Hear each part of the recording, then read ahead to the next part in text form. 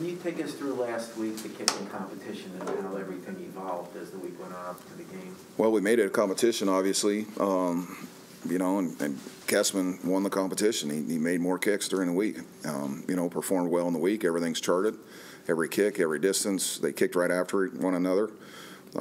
So, you know, I mean, we thought he was the best going into the game. You know, I'm not going to speculate what happened in the game or what with the snap hold. We're fine. You know, and it's tough as hell in this league to kick, but we've got to find the answer, and you know, I think that's why you see, you know, we're trying to find the answer right now. When that happens, I'm sure it was surprising to you because he kicked well. So how do you kind of go forward from there when he misses 2 in a row, and how do you kind of decide, like, if he can keep kicking or if you still have confidence? Like, how does that whole balance work? I mean, I think you number one, see how much experience they have. Number two, you see if they can push through it and things like that. And number two, if you feel good about who you have or whatever. I mean, there's a lot of decisions that we all talk about in the building, and you know, we felt good that he was going to perform, obviously, or we wouldn't have put him out there. He's just a young player that, you know, I wish the kid nothing but the good luck, and I think at some point in his career he may have a future, right?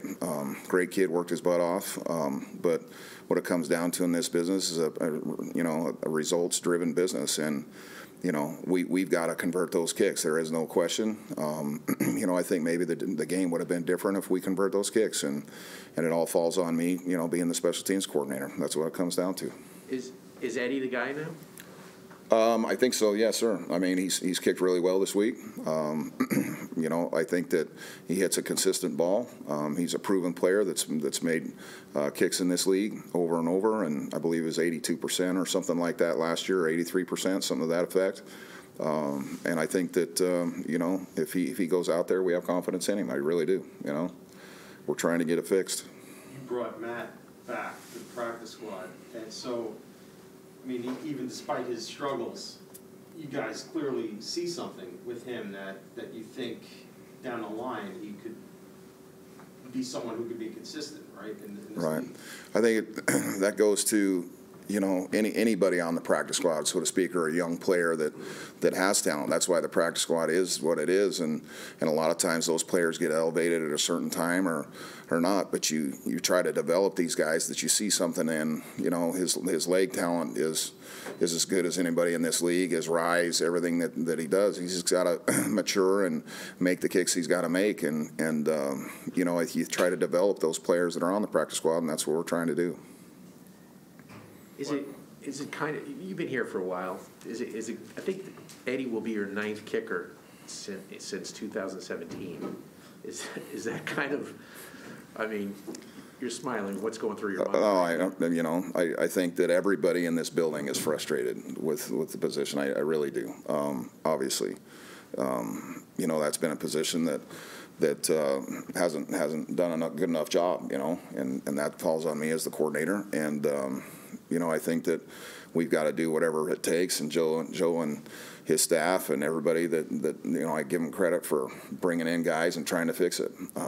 You know, but it's one that you know, there's obviously, you know, a big pressure to get it fixed. It'll be 3 different guys in 3 different weeks. What kind of challenge is that for the operation? I mean, I'm sure guys have different quirks. Well, and obviously it presents challenges because you don't get all the snap hole kicks that you need. The good thing is you have a really good snapper and a really good holder, and that's the consistent piece to it. You know, kicking off sticks and everything like that's nothing like kicking obviously in a game and then, you know, live bullets and things like that. So you know, that's the positive side to it.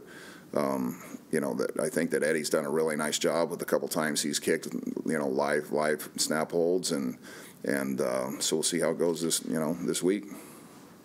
How tough is it to judge kickers in competitions or in practice when you're not practicing in the stadium that they're going to be playing in? You try to do as much as you can to simulate that and try to put them under pressure situations and have the team around and everything like that. So, you know, they try to feel that pressure, and you know, just like any other position, guys, you know, young players, you never know how they're going to perform, and you try to give them all the tools that they can, and and to get him out there, and then you never know what happens once you put him out there. You just, but they have come along, and like I said, Eddie's done a nice job this week, and we'll see how he does in the game. I meant from a weather wind standpoint of that particular stadium. He's kicked in the stadium in 2019, I believe, that he's already kicked in the stadium. So, Kind of piggybacking off of what Andy asked, you meant by operation. Hennessy's been like a constant in the whole thing. Like, just how important is that long snapper to have a guy who's just, consistently good? it is huge. They don't. I think he's arguably top. If he's not the best, he's in the top 3 for sure. Thomas done a nice job. He's always solid. Always, does the right things. He really does. And I think Braden's an outstanding holder. With his, as many people we've had in here, he's done a fantastic job adjusting to how they want it and want the ball. Whether it leans out, whether it leans in, whether it leans forward, he does a nice job of handling that, and they do a ton of extra reps that's not ever seen in practice, and to get all that stuff corrected, and so it's just seamless, Brant, Braden doesn't look quite right the last couple of games. Do you think he's still feeling his knee injury from? I'm not going to speculate on that kind of stuff. He knows that he needs to be better at that. Obviously, we all do. Everybody on this team. I think that this team, we all got to do better, and that's what it comes down to. It's about winning in this league, and specifically with Braden, I think sometimes we get in a little bit of a hurry sometimes, but he's, he'll dig his way out of it just like anybody else will. And, I have confidence in that. I think he's had back-to-back weeks were some of his best weeks since training camp, honestly. And so, we're relying on him big this week and to finish out the season. How valuable has Braxton been? I mean, we talked about kickers, but you've gone through a lot of returners over the years too, and now here's the guy who's leading the league in kickoff return average, and he's up there in punts. Just, what has he been for you, for your unit? Well, he's been really steady, and he's done a really, really good job. And I think that, a lot of credit goes to him, but a lot of credit goes on all these young guys that are really learning how to play, and I think they're getting better and better every week. And we've limited penalties here in the last couple of weeks and things like that. So, that was plaguing us earlier in the year, and Barrios makes great decisions all the time. He blocks when he's supposed to be blocking. He does the right stuff.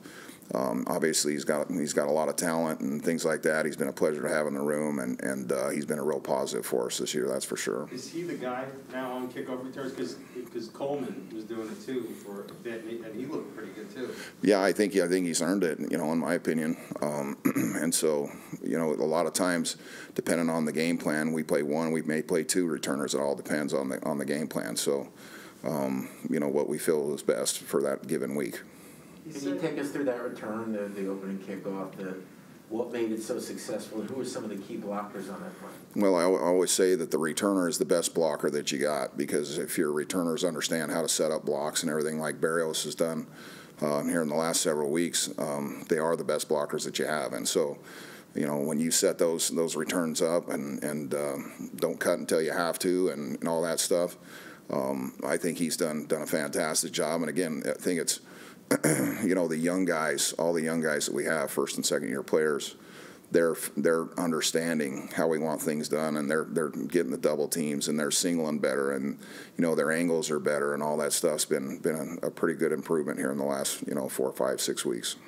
He said that before he came to the Jets, he hadn't really returned a ton of kicks. So how did that process of identifying that he had that skill come from your standpoint, and how difficult is it to learn that when you're used to returning punts? Well, I think, to evaluate a guy like him, he was pretty productive, punt returner in college, obviously, and he did some kickoffs as well. But, a lot of that scouting kind of stuff, Joe and his staff do a great job. And obviously as a coordinator, you watch them all and give your opinions as well. I think Barrios is a really solid, smart, steady, which makes him very valuable, because you don't have to worry about, knock on wood, and putting the balls on the ground and things like that. And to have a guy like that is really comforting to know, to be honest with you.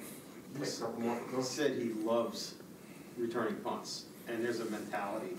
And I think one of them said, you know, you have to be kind of crazy. He's like, yeah, I kind of, just what is that you've seen from those guys who have returned punts that either, you know, have guys coming down at them where they got to call for a fair catch or take off? I think the best ones are the guys that know when to take chances and when not to take chances, right? And there's a fine line between, you know, taking a chance and getting 10 yards, or taking a chance and going to a home run, or getting a fair catch and making a great decision. You know, and Barrios has done that. And like I said, he's been safe with the ball, and so that's what I think one of his best qualities is making good decisions back there and understanding that possession is the key, number one.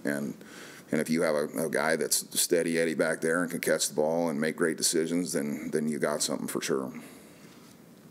Good. One other thing, what went into the decision to move on from Morstead, go back to Braden?